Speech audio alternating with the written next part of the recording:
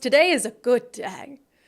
Today is a damn good day for working class Washingtonians. And you know what? We need a little good news. We deserve a little bit of good news. Over the weekend, we found out that a very important initiative has reached the necessary signature threshold to be turned in. We've been talking about this one a lot in collection with some other initiatives that are going on at the same time. And I've said, to me, for people who dissent from the prevailing political and ideological worldview in Washington state, for people who desperately want a change of course and feel like time and time again their vote is not making a difference, the initiative process and the referendum process are critical because that is the opportunity to undo some of the damage that has been done. So we told you Let's Go Washington has been running now for months a set of 6 initiatives. And over the weekend, they announced that they were going to turn in signatures for one of those initiatives. Now, I'm not a genius per se, but they said that they're going to make the announcement at a gas station. So that leads me to believe that the initiative that they're going to be turning in tomorrow is Initiative 2117. 2117, and what would it do? It would get rid of that pesky cap and trade program, the hidden gas tax. It has raised gas prices something like 50 cents per gallon. And we knew all along that it would. You know, Governor Jay Inslee, this was his thing that he was pushing, that he was advocating for over and over and over again. We've got to save the environment. He denied, as it was being debated, that the carbon tax would increase prices at the pump. He didn't just deny it. He lied about it. He knew it would. The program is designed to increase gas prices. And then when it took effect in the first of this year, we saw it almost immediately. It was within weeks that we saw the impact that the carbon tax, the cap and trade program, would have for working class people at the gas pump.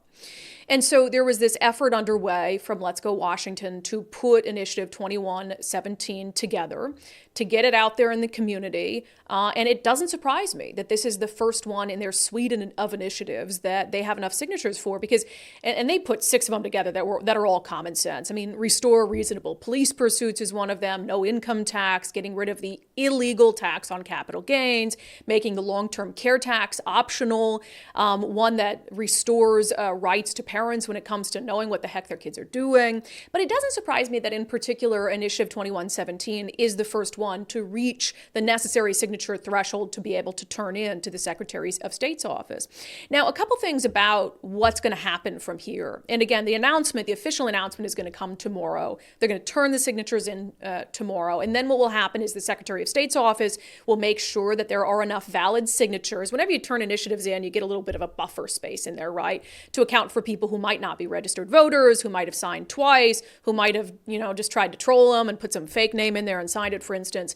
And then from there, this one's interesting because this is an initiative to the legislature. All of these are.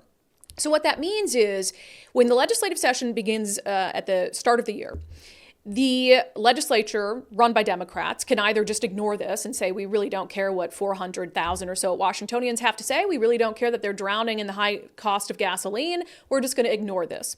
And if that's the case, then it goes to voters in 2024. And this time next year, you would be able to vote on whether you want to eliminate the carbon tax.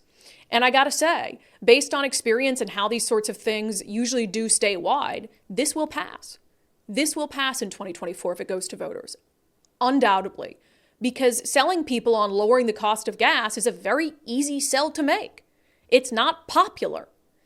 And so it puts Democrats in a really difficult, interesting position in 2024, because if they ignore it, it's going to pass at the ballot box. Voters are going to pass it. The legislature could decide, okay, we want to respect what these voters want. We understand that the cost of gas is crushing people, so we're going to enact it. That's highly unlikely. Democrats will absolutely never do that. Or they could find a workaround and craft their own sort of competing version of the initiative, and then they would both go to the ballot. But one of the reasons this is interesting is it makes 2024 a hell of a lot more interesting as an election cycle and a lot more expensive.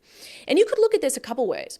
So let's say that not only 2117 qualifies, but you have restoring reasonable police pursuits. You have making the long-term care tax optional, the initiative against an income tax, the initiative to do away with the unlawful capital gains tax, the initiative to restore parental rights. Let's say you've got all of that where there were enough signatures collected and the legislature is faced with, what do we do with all of these? I mean, things that will undo some things that Democrats were so proud of.